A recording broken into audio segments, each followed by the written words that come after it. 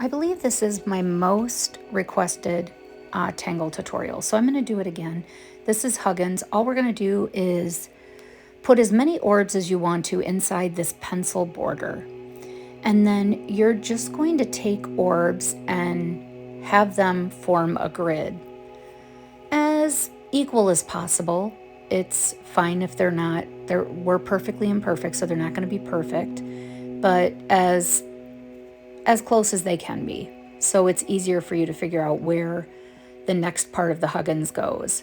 Now I'm inking the border.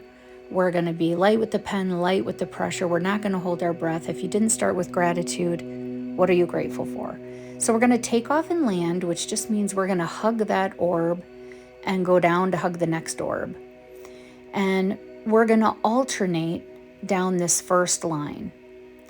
Now you're going to notice that I didn't start with the one off to the top because I think it's easiest to start in the middle. And then you know where the top and bottoms are going to go off into the border. Now we're mirroring this one that we're doing to the right is mirroring the left. So this is what I call the corset part of a Huggins. It looks like a corset. And then the next part is what I call the muffin top. Now you can be offended by these terms if you choose, but this is the way I remembered Huggins. This is what I called it, the corset and the muffin top. And now I'm back to a corset and then back to a muffin top. And this is the best way that I can remember how to do Huggins. For a long time, I really struggled with this tangle, and I had to think of something that would help. So this is what helped.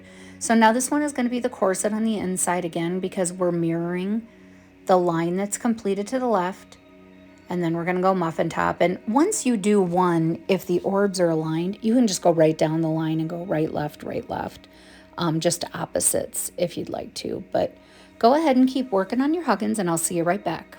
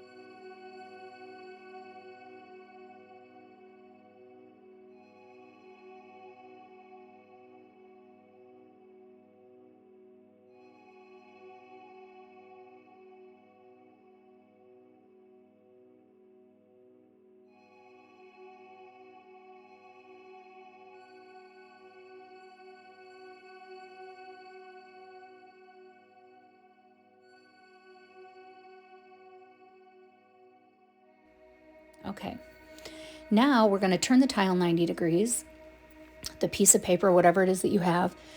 In Huggins, we do not cross lines. So if you are confused about where you're going and you are going to cross a line, you're not going where you're meant to go. And that's okay. Maybe you're planning to go somewhere else. But essentially, you're left with what's left to connect. And so if you're looking at a part of a Huggins and you see two muffin tops, then you know you have to do the corset. But essentially, if you don't cross lines, they're going to land perfectly where they need to. So now this is going to be on the inside, or what I call the corset, and then the outside, which is what I call the muffin top. But then again, once you start the line and go down, they all fall where they're meant to fall. And they'll start creating the Huggins pattern. And so just keep doing this, light with the pen, light with the pressure, breathe, enjoy, have fun, and try not to overthink this. Don't let your ego try to make everything perfect because we are perfectly imperfect, and that's okay.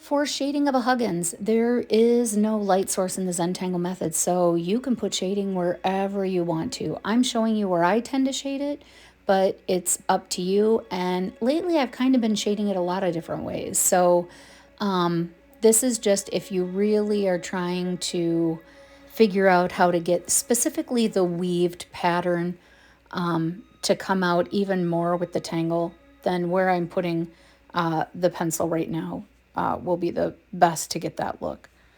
So then I turn it 90 degrees and I do the same thing, and I just keep putting this pencil down, and I'll see you back with the tortillon or the blending stump or the Q-tip or your finger or whatever you're going to use to blend out this graphite.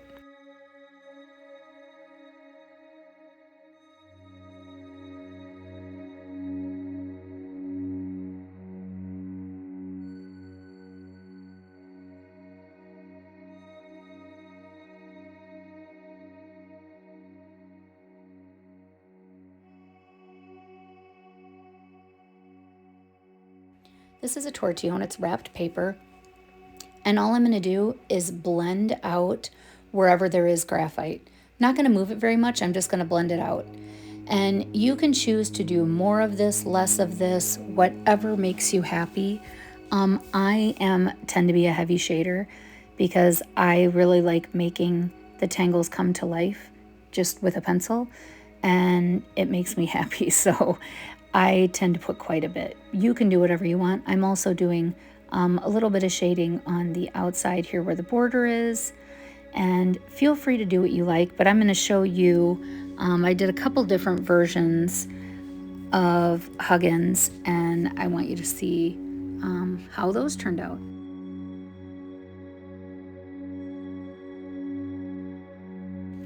All right, so let's see how they turned out.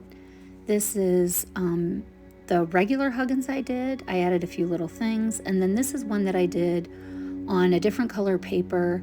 I used a brown pen, I used some white charcoal, really made it pop. So I hope you enjoyed this. Please don't forget to subscribe.